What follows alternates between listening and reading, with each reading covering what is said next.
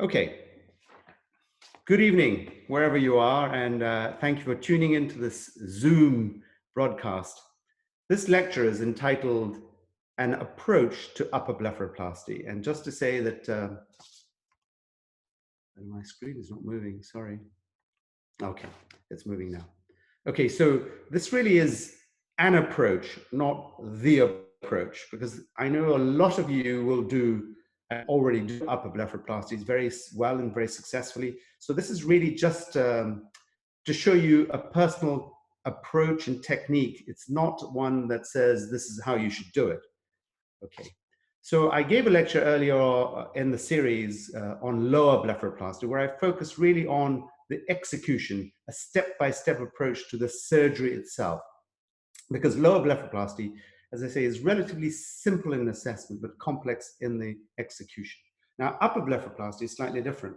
So here I'm going to really focus on the assessment and explanation of what I do, because it's the assessment that's so complex in upper blepharoplasty. So what are we looking for? So these are the 4 points that I will go through in the lecture. The first is objective. So what is the objective of upper eyelid blepharoplasty? And here they are, the 4 points, and I shall go each one in turn. Well, the number one thing that patients want is they want a space between their eyelash and the fold, so-called the pretarsal platform or the lid show. This is what disappears, as you see on the left picture, that they wish to establish. Now, most times we would like to establish roughly a 3 to 5 millimeter clear zone in this area in the Occidental patients, slightly different than the Oriental patients. We want to be sure that we retain volume. We do not want volume depletion, especially in the central and the lateral subbrow units. Now, the other thing is that we want to ensure that after our blepharoplasty, we have a symmetrical and a large enough eye opening. Sorry, I'm just going to move this little thing that keeps coming in the way. Okay. And finally, what we'd like to achieve is relative symmetry on the two sides. If they're asymmetrical, can we make it more symmetrical? If they were symmetrical, an enhanced symmetry as such. So if you look at this pre and post-op photos, you'll see, have I achieved the objectives? Now, have I achieved the pretarsal platform? And I think she has about a 3 millimeter smooth pretarsal platform, so that one's a tick. Have I retained the volume? Yes, I have. What about the eye opening? Well, you can see that the microtosis that she has been corrected. So eye is slightly larger in opening, and it looks sort of aesthetically balanced and symmetrical on both sides.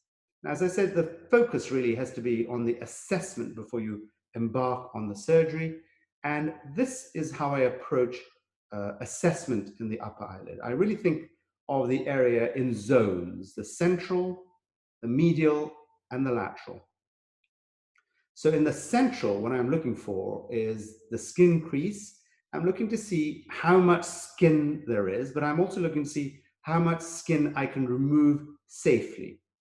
Then I'm looking to see what the volume is like in this area, and do I need to do anything to adjust the volume? And finally, I'm looking at the MRD1, and that's principally the position of the lid height in relation to the pupil. In the medial zone, I'm looking for, is there skin that I need to sort out? And do I need to address any volume changes here, either depletion or too much? In the lateral area, what I'm thinking of is there skin excess? Do I need to taper that skin resection out further laterally? Is there an element of brow ptosis? And is there any swelling due to probable lacrimal gland prolapse? So those are the 3 areas I'm thinking of. The central area, as I've said, the 4 points, the medial area, and then the lateral area. So every time you have a patient, don't just focus in one area, just sort of train yourself to say, I'm going to look centrally, and then I'm going to look medially, and then I'm going to look laterally. So I'm going to explain why I go through that process.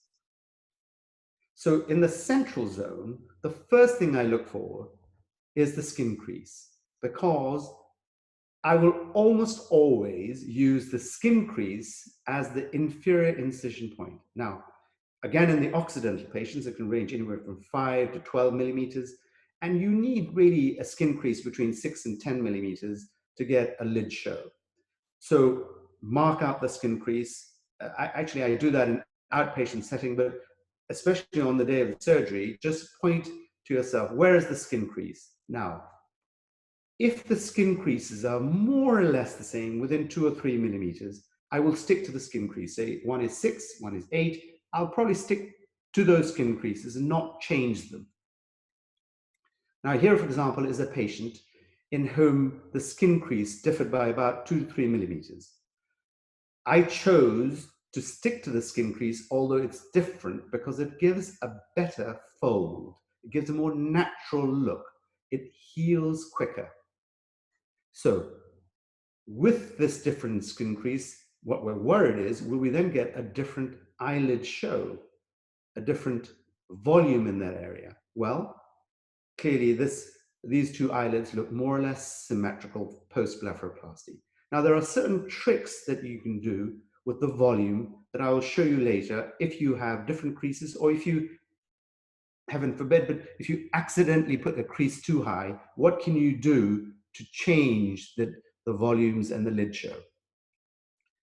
There are some instances where we will deliberately change the crease. For example, if you have a ptosis and you see this ptotic patient has a high crease, we will deliberately mark a crease low. So from a 14 millimeter, we might put it down to 6 to 8 millimeters.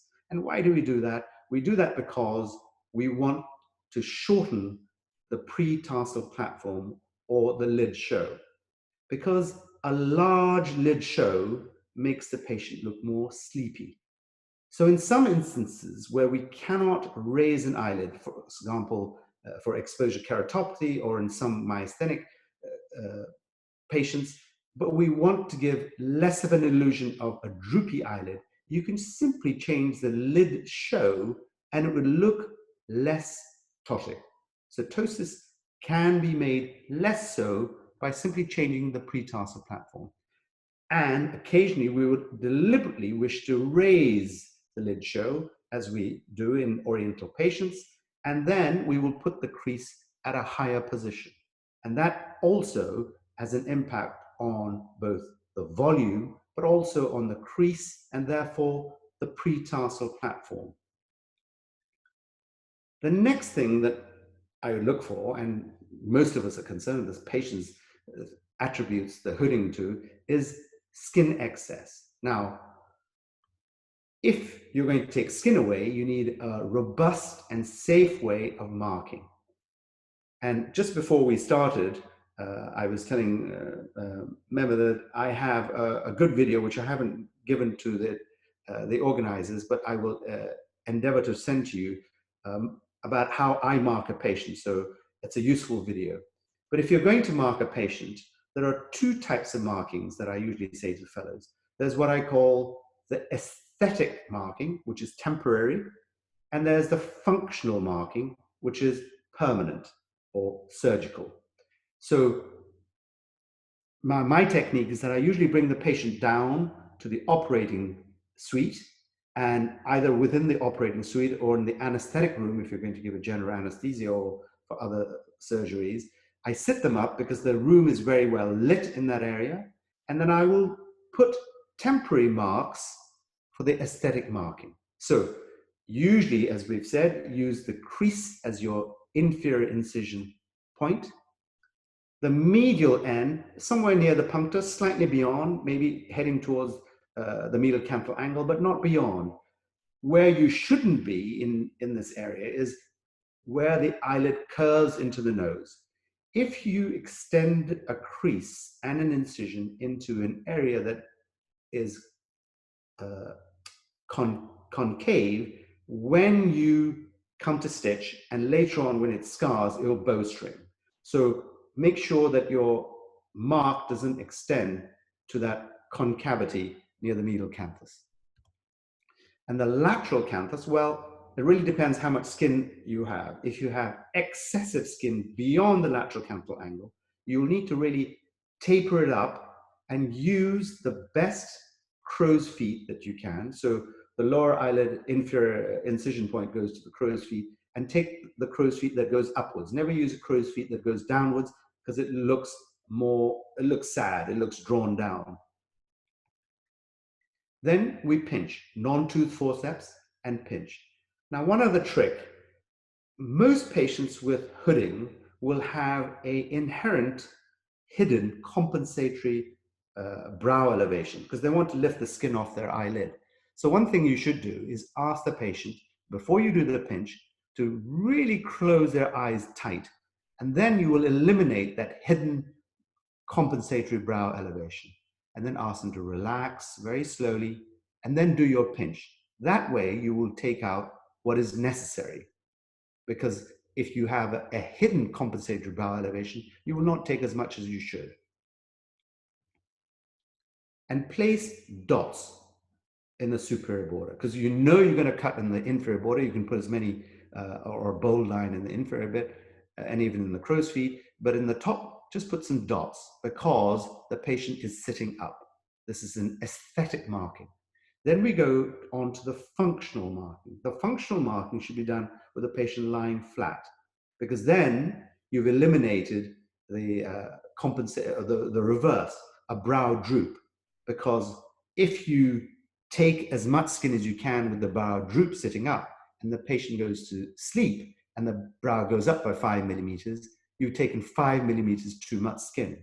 So with the patient lying flat, you should then make another pinch, and now to look for a lash turn. So when you pinch, just see the lash turning up. But some people say, I usually try to make sure that the patient has 1 or 2 millimeter lag of thalamus. I think that's a little bit dangerous, and I'm too much of a coward. So usually I will do a pinch lying down. Again, if the patient's awake, you can do close your eyebrows tightly and relax, and then do a pinch, and that will give you a safe amount to resect.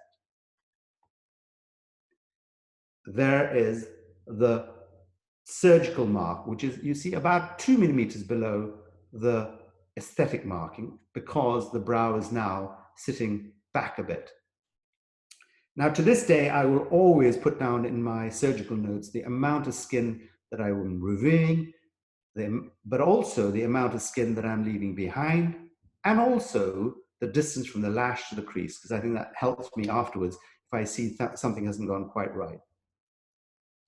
Now, just talking about skin, one of the questions I'm asked is it possible to do a skin-only blepharoplasty? The answer is yes. I will undertake some skin-only blepharoplasty, where you just take the skin that you've pinched, but really you can only do this if you're taking a small amount of skin away. Because if you take only skin away and you leave a large bunch of avicularis behind, it impacts on the volume. And I'll show you what I mean later on. But it is possible to do, as I've done on this lady who had a unilateral fold. She's a model, and she wasn't symmetrical in her close-up photographs. So I did a skin-only blepharoplasty to deliver a symmetrical tarsal show to the other side. And I'll show you another skin-only blepharoplasty, which I often call qualitative blepharoplasty. And I would say that these are blepharoplasties that, unless you're confident, don't take them on, because you're not really changing the tarsal show. You're just enhancing the quality. Now, this patient, again, is one who's on the big screen, and she wants to look the best because the makeup artist says that these folds cannot be hidden with makeup. So I've done what I call a qualitative blepharoplasty, which enhances the periorbital appearance, but I'm not really changing the lid show. The next thing is volume adjustment. When I'm looking at the central zone, I'm thinking, do I need to adjust the volume?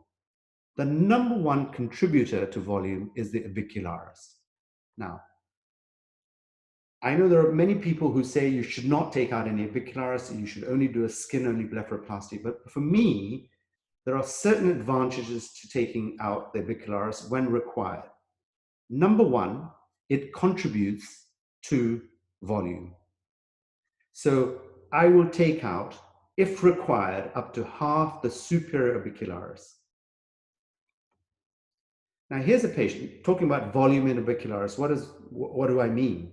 Well, I've done a large skin-only blepharoplasty on this elderly patient.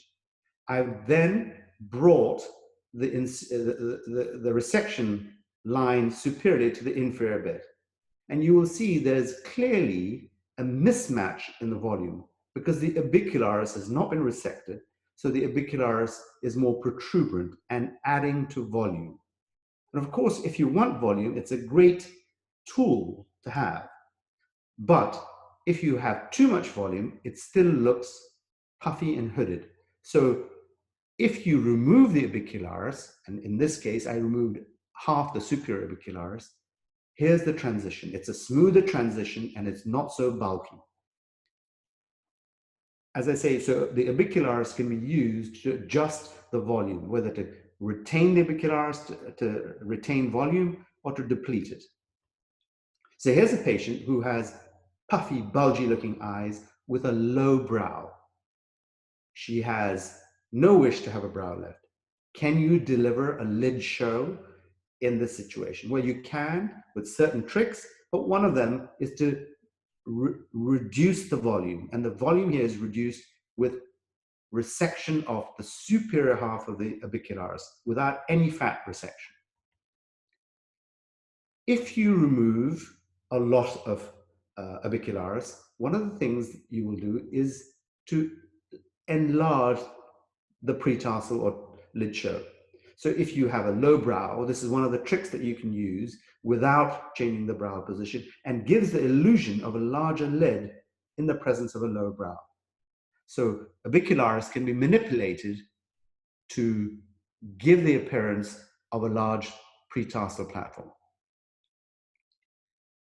When you resect the orbicularis, the next thing you come to is the septum. And also, I use this to access the septum because the septum is a useful tool in blepharoplasty. Of course, it divides the posterior from the anterior compartments.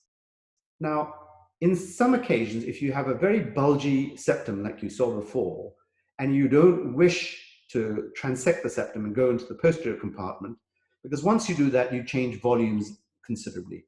You can do septal thermoplasty to fibrose the septum, to retroplace both the fat and in some cases the lacrimal gland.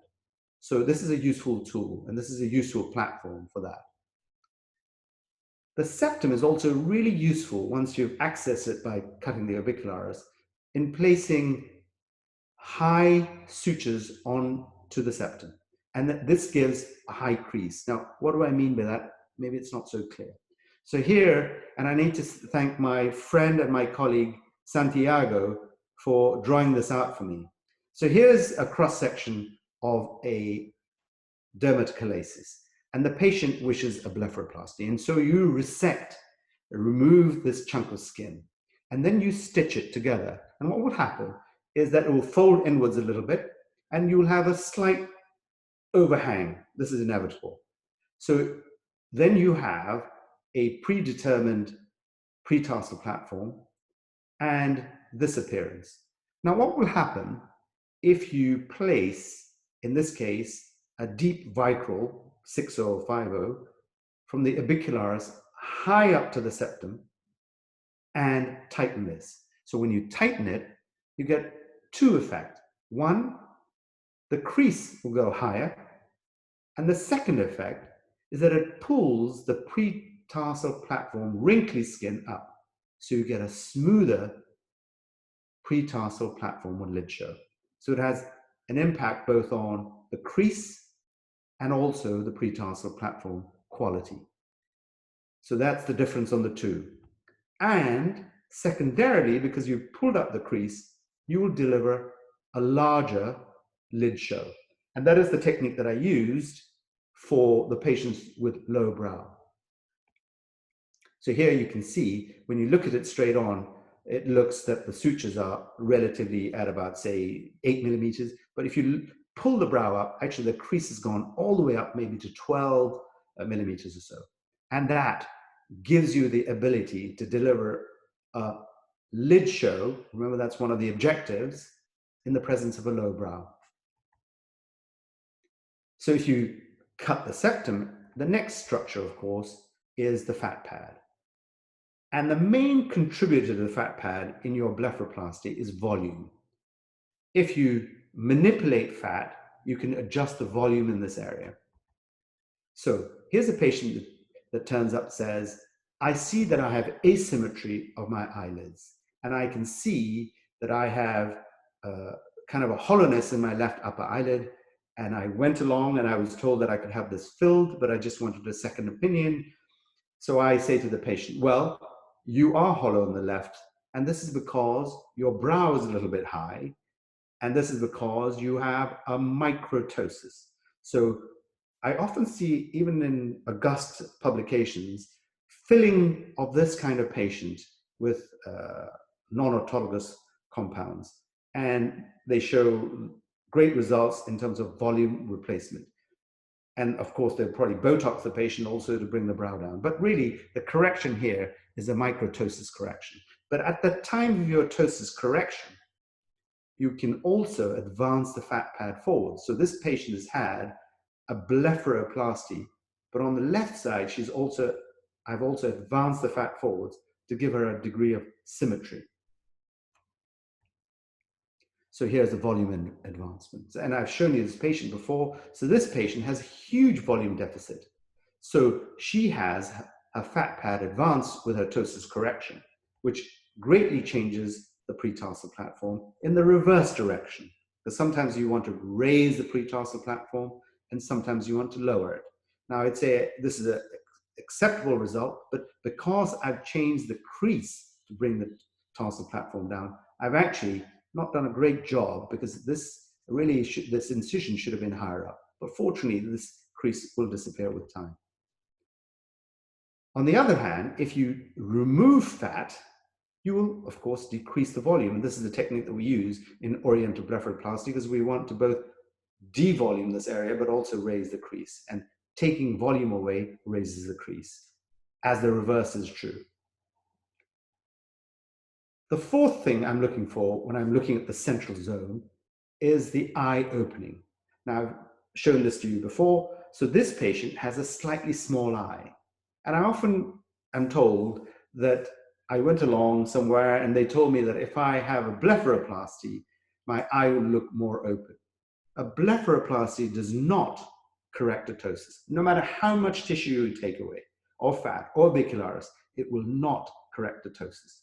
Moreover, if you do a blepharoplasty and you increase the lid show, but keep a low lid, it will look more ptotic. Because remember, I showed you that picture of decreasing the lid show to enhance the ptosis look. So a ptosis needs correction with a ptosis. So sorry, I'm just going to show what MRD1 is, because I use that term, but I haven't explained, but it's the distance between the pupil and the lid in the central position. Now, the other question we're often asked is, I'm sorry for those who don't do ptosis, in the context of a blepharoplasty, should you do an anterior or a posterior approach? Well, the posterior approach alters the volume very little and alters the tarsal or pretarsal platform or lid show very little. So if you want a technique that does very little of that with your blepharoplasty, you can use a posterior approach. However, an anterior approach, because you access the fat completely, is very useful, as I showed you in this patient, to alter the dynamics. So you use the posterior for less volume adjustment and tarsal adjustment, and an anterior for more. And similarly, but in a reverse way, when the MRD1 is greater than it should be. So in this situation, we have a enlarged MRD1 with upper lid retraction as in thyroid disease, then the posterior approach enlarges the pretarsal platform and reduces the volume, whereas an anterior approach lets you control the volume more, because you can either resect or displace or advance, and also really optimize your pretarsal platform. So in the context of a blepharoplasty, when you have a patient with retracted eyelids, if you want to manipulate the volume in the lid show, I find it easiest to actually lower it through an anterior approach, because the posterior approach is a little bit unpredictable with the lid show and the volume. So here's a patient who's had a left upper lid blepharoplasty, lid lowering, skin, muscle, and a small amount of fat resected. Now, I show you this because this patient has also had upper lid retraction reversal with the lateral horn, and also correction with a camouflaged temporal tarsorrhaphy to raise the lower lid up. Now, I show you this because to remind me that I have sent 5 videos of the upper third, which includes a technique of lowering the lid, blepharoplasties, and other things. So you may be of interest, and you can get it from the website. So moving on to the medial zone. The medial zone is about skin excess and volume manipulation. So if you have skin excess, and usually this occurs in more elderly patients, you need to make an assessment as to whether you should remove it. Not all skin in the medial third should be removed, because this is the area, if you take out too much skin, that will result in lag ophthalmos. The lateral third skin excess will always be compensated by a further brow droop. So it's very rare to get lag ophthalmos from too much skin removal in the lateral third. Lag ophthalmos usually occurs from skin excess removal from the medial third. So if you need to take skin away, and be sure you want to do this, and usually, fortunately, it's in elderly patients, you have to make a slight adjustment to your excision technique. The thing to do is to draw a line from the medial cut end to the center of the glabella. So here's a line that I've drawn. So then what you do next is that you cut along that line, then you grab, having undermined the skin from the tissue orbicularis underneath, grab that point and move it inframedially. Then wherever it transects the lowest point of your incision, you draw a line and you resect that bit. What you're doing is you're resecting in a horizontal, and you're advancing horizontally. So then you move the tissues horizontally and suture horizontally. That means that allows you to take skin away from this area safely without vertical suturing, which may result in lag ophthalmos. So again, to take you through, I hope this is clear. If there isn't, I can explain it again towards the end. So what will you do if you need to take skin away from this area, such as xanthometer? Clearly, you can't do a vertical excision. You could resect and do a kind of a sliding flap, but really, if you do a pinch technique and you determine that you can take away the total xanthometer, then you simply leave behind that amount of skin in your blepharoplasty. So you'll see that I have taken no skin below the xanthometer. Then that allows me to ensure that when I close this, there will be no lag ophthalmos in the area. So here's a patient that has had the xanthometer excised from the inferior and superior eyelids. Now, what it will do, for those of you who look very carefully, is that if you make an incision that high up for the xanthometer, you will raise the lid show in the medial third. And you will see that the lid show in the medial third, especially in the left eye, is slightly higher because that xanthometer is larger than on the other side, and also slightly higher than the central portion and the lateral portion. So if you want to be very fussy, this is something that will occur. And if you have a very fussy patient, you must warn them that ideally you would like a smaller lid show in this area and a larger one lateral third, but this will not happen.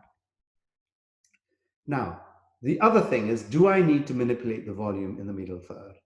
And is there fat that I need to resect? Now, this looks bulgy. Now, before you think you will need to take fat away from this area, there's one thing you should do. Ask the patient to raise their brow. If they raise their brow and there is no evidence of a translucent look to a fat bulge in this area, it's purely skin, and this is a consequence of mild skin excess exacerbated by a slightly low medial brow. You do not need to take the medial fat pad away.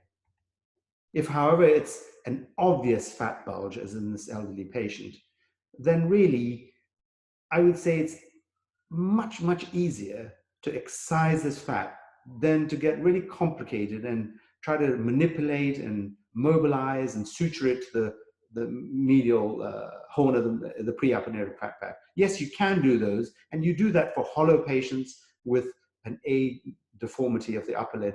But really, if you just have a little bit of bulge, I'm a simple person, and I think the simplest thing, rather than mobilization and repositioning, is to excise a little bit of this fat through a small hole in the septum. And I think you'll get a very adequate result. And as long as you inform the patients your intention and you show them pictures if you have them, then it'll be obvious. What about the lateral area? Well, the lateral area, there are three components: skin excess, brow, and lacrimal gland prolapse. So now, when you're doing your pinch and you realize that you have to take the skin, say to this point, which I've highlighted, you cannot close this point to this point directly, because if you do, and you taper the skin down quickly, not to go into the crow's feet, you will get a little bit of a buckle and you'll get a bit of a dog ear. So you will need to extend into the crow's feet, and preferably one that fits into your line, but also deviates superiorly laterally. So that crease I've chosen. So as I say, the only other option is not to go as far as that high point and taper it down earlier before you get to the crow's feet. Now, the advantage of this is that you will not have a scar which is visible in the crow's feet. If you take it into the crow's feet, of course, that scar is present, and because it's beyond the fold of your brow, it will be obvious for a period of time, but it fades away if you put it in the crow's feet. But you need to warn the patient. So your option is to taper it down quickly, but you will have a degree of hooding, or excise it. But if you're going to excise it, you will need to extend that inferior mark into the crow's feet. And then you'll need to taper through the dot that you made as far as the crow's feet. So now you've taken an additional amount of skin in this area. And this skin will, of course, contribute to your blepharoplasty effect. And what it will do is it will raise your lid show slightly in that area, especially if you use, as I showed you, a deep orbicularis, high septum orbicularis suture. So if you have a degree of brow ptosis and a degree of hooding in this area, a combination of skin resection and a big septum, a big suture, will give you a better lid show. So here, patients with low brows and hooding going all the way to the lower eyelid, you can deliver a larger lid show in this area. Again, a patient with hooding going extending laterally, I've asked her to raise the brow a little bit to show you that her crease is much higher laterally, which is difficult without that extension. And here again is a patient who has huge amounts of skin that's obliterated a lateral canthal angle completely, but with this extension plus the deep sutures and orbicularis debulking, you can reveal the lateral canthal angle and also a larger pretarsal platform.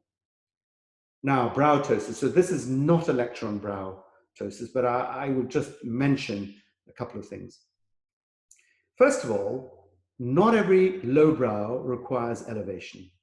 Not every patient wants it, and a lot of patients have low brows even in youth. So before you embark on brow lifting, just be sure that that is what the patient wants, and that is not different to what they were before. So here's a patient with low brow. She says, well, and high hairline. I hate this hooding. What can you do? Can you make it better? So there's a trick. You can call it the Joshi tuck. So if you use a cotton bud or a non-tooth forceps, and you ask the patient to look down, pull the eyebrow up with your finger, and then push the skin quite firmly backwards and inwards, then ask the patient to slowly look straight ahead and then release the brow, but take the instrument away laterally and slowly, you will reveal a pretarsal lid show. Then you can take a photograph before they blink and show them the difference and say, if you achieved this result with this low brow, would you be happy? And they show you a photograph and say, I was always like that. Then you can say, okay, we can just do a blepharoplasty with those things that I showed you, the avicular section and the high suture. And what will be the result? Well, here's the result post-operatively bilaterally. So she's happy. She has a lid show she never had, and she looks less hooded without changing the brow position. But if you want to correct the brow ptosis, how do you correct it? Again, this is beyond this lecture, but all you need to think is, do I do this supraperiosteally or subperiosteally? The young do well with subperiosteal, the older do well with supraperiosteal, because the older have huge anterior lamellar slippage. The periosteum stays, but the skin and the muscle and all the tissues above the periosteum is very slippery. So no matter what you do subperiosteally in a very elderly patient, it's going to fall. The other thing is, if it's subperiosteal, you go endoscopic or not, you do a scalp entry or a lid entry. If you do a supraperiosteal, do you do a direct, do you do a pre, do you do a post hairline resection? But of course, if you think about it, unless you do extensive endoscopic brow elevation in a young patient where you disperse the additional tissue over a large area, just attempting to do a subperiosteal elevation through, for example, an eyelid is very difficult, because where does the extra skin go? Sooner or later, it's going to fall because you haven't removed that, or you haven't dissipated it. Of course, in an endobrow, you can dissipate it all through the scalp, but in a trans-bleph subperiosteal elevation, I'm not sure that ever works. And if you don't remove skin in this area, that technique will not work. But of course, Botox has an effect. And I say to patients, in some situations with a small degree of lateral brow ptosis, maybe Botox would be adequate. Here's a patient who's had a blepharoplasty and a post-tracheal skin resection because she has a low brow, and she has an effect on the brow position. Now, someone like this, an elderly, you can only deliver the blepharoplasty with a brow lift for symmetry, and it has to be a direct brow lift. So lastly, lacrimal gland. You will see swelling in this area. So if you see a lot of swelling beyond in the lateral third, you must think, is this lacrimal gland prolapse? Now, the next question is, do I need to reposition the lacrimal gland prolapse? A huge number of patients, especially with functional dermatochalasis and secondary ptosis, pseudotosis, will have a degree of lacrimal gland prolapse. You don't have to fix every lacrimal gland prolapse. And unless you're super confident about doing the surgery, you need just to explain to them, look, you've got a bit of puffiness here, so we're going to do a bit of septal thermoplasty, whatever, skin resection or vicularis removal, so it'll be a little bit softer, but it won't be completely gone, because the realignment of lacrimal gland is actually quite complex. For those who don't do it often, I mean, if you do it, if you go in posterior to the septum, it's relatively straightforward. The key is to find the lacrimal gland, to delineate the entire lacrimal gland, which I've dotted here, and also to find the orbital rim, to place sutures on the posterior lacrimal gland capsule. This is the technique that I use. And then the posterior orbital periosteum. And as you pull the stitch, which you can see here, it prolapses backwards. Now, I have also given you a video, which you can get from the website, which shows the technique of lacrimal gland repositioning, should you wish to do it. And so those who have a very obvious, as in this young lady, a lacrimal gland prolapse due to a condition called blepharoplasty, where they have recurrent bouts of inflammation, which stretches and attenuates the skin and septum and allows the lacrimal gland to prolapse, there's no choice but to reposition her lacrimal gland.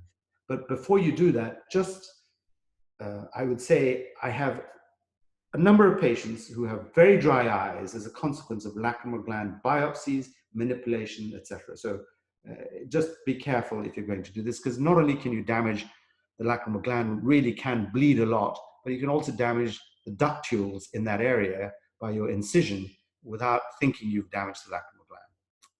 So finally, the execution. So I'm going to show you a video which you also have a copy of, should you wish, and I will just take you through a routine upper blepharoplasty. Again, this is simply my technique. This is not the technique that you should undertake. If you have a good technique, stick to it.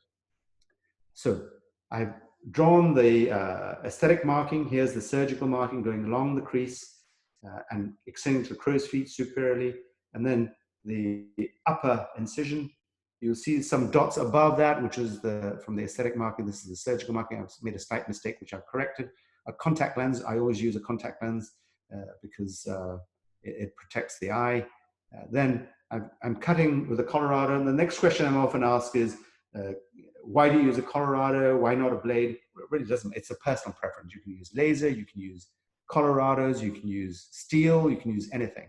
But this is just what I use. If you use a Colorado, you need to give it 2 more days for healing before you take the stitches out. Then I do the selective anatomical blepharoplasty. So I'm taking out all the skin. So here, if you hydrodissect the tissues just under the skin, then it's much easier to remove the skin and leave the orbicularis completely intact. So hydrodissection with 2.5 mils of local anesthesia, and there's a combination that I use, helps with this. Now this is the lateral orbicularis, which I'm always take out the entire bit because there's a brow depressor, and I'm taking out about 40% of the superior. So this orbicularis is a brow depressor because it's a vertical fibers. And this is where we give the Botox to raise the brow. So I always take out the entire bit of this. And the rest, depending on the volume that I want to adjust, I will take out up to a half of the superior orbicularis. If you have a volume depleted patient, then you could leave all the orbicularis, but you can make a tiny incision to access the septum if you wish to put the sutures in. So here's the orbicularis removed, and that's the pattern of the resection. Then I'm taking out, just to show you, the bulge of the medial third. And this is often a combination of both the medial pole of the preaponeurotic fat pad, which is this yellow bulge here, which I freed up, and also the paler the medial fat pad. So here I'm going to take both out. Now, you can use this to suture once you've mobilized, if you've got a volume depletion, but I'm just resecting it. Now, people say, I always use the clamp. I never use the clamp. The clamp causes this problem. Really, there are so many ways of doing this. It really doesn't matter. As long as you have a safe technique, I use the clamp. I'm old-fashioned. I'm old. Doesn't matter. If you use the Colorado, that's fine too, as long as you know how much you want to remove. Here's a bit of septal thermoplasty, and I'm also putting it here to sort of define a platform. Now here is that stitch high up on the crease, orbicularis and sixovical here, and down on the orbicularis, especially just above the lateral canthal angle. And that will give me that invagination of tissue that I showed you that Santiago beautifully drawn out for me. And then it's skin, septum, skin, protein stitches. And I use interrupted if I want to make a defined skin crease, as I do in most blepharoplasties. And that's the end result. Now, I usually use Dermabond on top. I use a Dermabond rather than a Steri-Strip because it looks more natural, and also people are able to go out.